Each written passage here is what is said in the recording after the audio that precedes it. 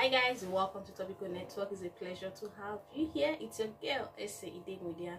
So how's your week been? It's Topical Friday. We've had from Monday till now. So what has been your highlight in the course of the week? Pandemic situation, like we already know, is the major issue here, but amidst that, economies are trying to find a way to recover from the recession as projected by international monetary funds and other financial institutions. I know a whole lot of that is happening in our nation, Nigeria, and also in the global space. But today, meanwhile, we're looking at number 3 of the Sustainable Development Goals, which is good health and well-being. So before we go further, we're acknowledging all the persons, professionals in the medical field, in the front line at this pandemic situation, who are doing their best in ensuring we have a decrease or flatten the curve in the spread of coronavirus in Nigeria. So that is why we all be admonished to sit back at home, especially when we do not have anything to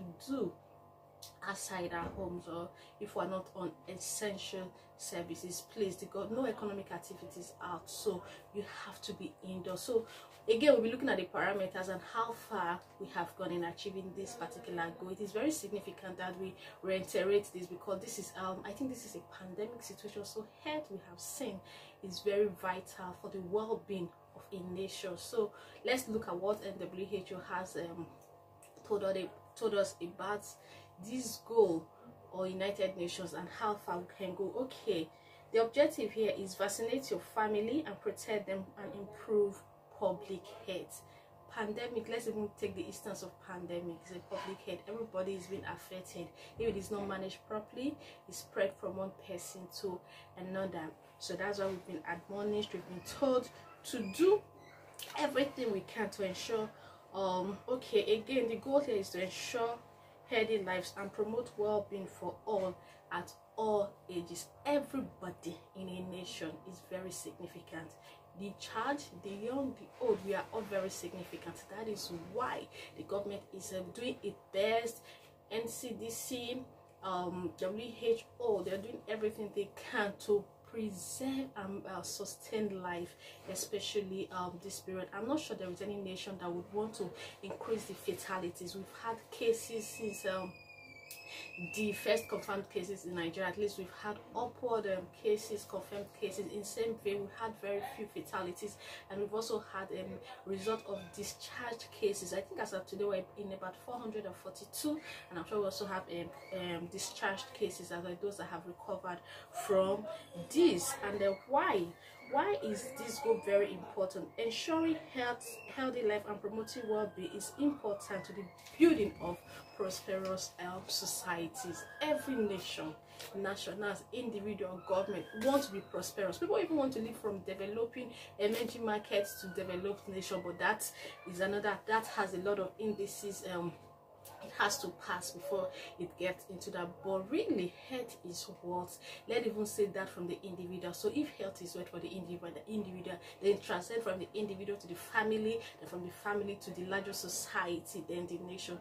Imagine a home where there is ill health almost all the time. It drains into the financial pocket of the persons, and sometimes you see these people not so happy. Nobody want to spend hard-earned money or ailment or sickness for no justifiable. That is why we have to live healthy, eat healthy, do everything we can do in our capacity to ensure we achieve this goal. And the government, I know, is doing a whole lot on their side. We can see the case of pandemic. So okay, let's even go a bit further. Like I was listening to Dr. Chikwe yesterday of NCDC, the Director General of NCDC. People were asking like, okay, what about other what's it called, on other underlying virus? No, they are not virus illness. We have like the Lassa fever, the monkeypox, the malaria, and all of that. Yes, because people say Lassa fever has killed a lot of persons in Nigeria more than COVID-19. That is very correct. But because some of those ones, they have vaccines, they already have great ways of preventing them, they belong in existence. So to a very large extent, so many people are also treated from it. They're still very existing, but other health professionals in all the capacities are putting things in place to ensure that is minimized. So the next is progress. What progress have we made so far in this? Well, from the UN statistics, it said there's been a lot of progress in health and well-being of people, like mortality rate of children, vaccination of children, of also women, child. Like the report had it that there has been significant effect from, I think, from 2014 to 2017. That was about 3 years interval. They had about 15%, about 5% decrease in cases. But we could know that we see them sometimes health and practitioners going around to vaccinate children to ensure that polio is eradicated in Nigeria. Their mortality rate, providing those infrastructures women need to ensure there is a limit in the death of women and their kids. Like, so vaccines, before now there have been so many vaccines, so I think the only thing they're actually struggling or battling with now is the virus, or the vaccine for the virus pandemic situation. But we can see how they are also, WHO and other international bodies, how they are helping other nations to fight this pandemic or this virus that provided. We just got some infrastructures from the United WHO and the US and other persons, and even so we have seen the intervention of so many persons in ensuring there is a limit in the spread of this disease, or the curve is flattened to a very, very, very large extent. So that is why people are admonished over and over, do your bit as an individual, while the government is doing its own at the macro level to ensure that this is limited or coped. With the individual, we have to do everything we have to do, like social distancing and all of that. Like we said, progress has been made. So the next one is, how much will it cost to achieve this target? Well, it costs. One of the major costs of this target is that the the actions to ensure there is good health for everybody is much larger than the inactions. Not doing anything about it is already a drain on the economy, because people will be dying. No nation would ever want her citizens to die of cases, or in cases where you can actually provide solution. Let's take for instance, now at the beginning of pandemic in Nigeria, we had very few we had few infrastructures to tackle this disease, but we could see the interventions of so many. I'm sure almost the big industries in Nigeria, they intervened in one way or the other, provided things. Then the state government, everybody, those who could actually afford all these infrastructures, they swung into action. The government, they swung into action, provided ventilators, provided space to accommodate people, and that is how it is. So the inaction is much louder, is loudest than the action. So once you do, the government should be able to provide everything it needs. And for immunization for children, why would you let children die? Like, saving $1 billion on children is a lot of saving life of children, and these children grow up in the long run to be the better part of the society. So that is why it is very significant and very relevant that health is given a very big and large consideration in any economy. We can actually see what is happening at the moment. This is actually a good test to know that health is very significant. The government appreciates it. I know whatever is happening to us in some extent, like, okay, is a fallout of some of the demerits of what we've had in the system. But I think, like everybody said, this is a new era where everybody is actually trying to put in, after now post-COVID, put in their best situation. All the ministers, everybody in places of authority, they're trying to, okay, after now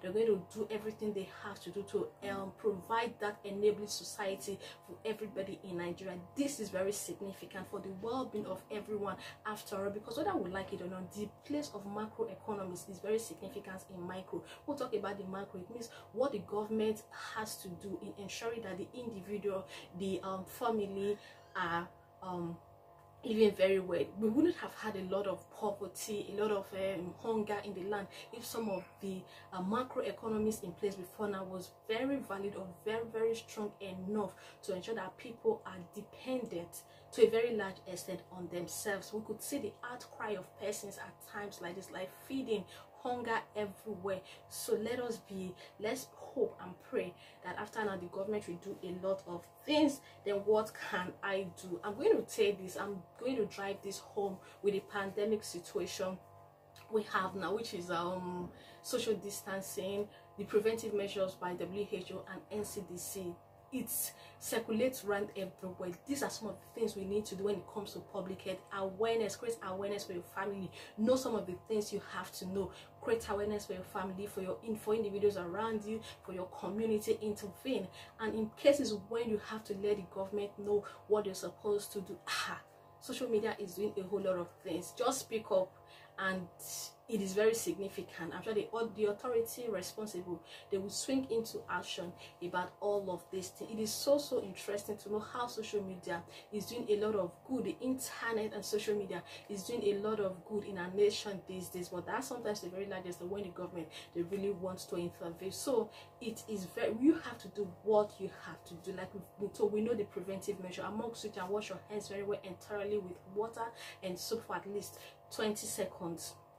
Use hand-based sanitizers in case you do not have water close to you. There are some people resort to using face mask, having nose mask, then hand gloves. Then social distancing also has been emphasized over and over. Then at this time, there's even lockdown everywhere. If you do, like I mentioned initially, if you do not have anything significant you're doing outside your house, stay indoor. Let the land heal, let everything heal. While the health professionals are at the front line doing everything in their capacity to reduce the curve, just add your input to them so that it will be very positive. Then this is day 16 or 17, yes, and so that at the end of the 28 days we would all come out and say, you know, we've fought a good fight of faith against COVID-19 and we've won. This is our piece for this Friday, April. Yes, also excited about this day, and we're happy at the progress we're making so far. It's been a very lovely week. We know we have so many news that is very significant, but I think this is also a very good time to reiterate this. Some of us know these things, we are experts in this, but sometimes we have to emphasize this, say this, and also create awareness for those who do not know it to be a part of it. Thank you so much for your time. I'm Idemudia. It was a pleasure having you. Watch me on Topical Network, and don't forget, kindly like, subscribe, and comment on the on our channel. It's a pleasure having you, and I hope to see you in my next podcast. Thank you so much for your time. Bye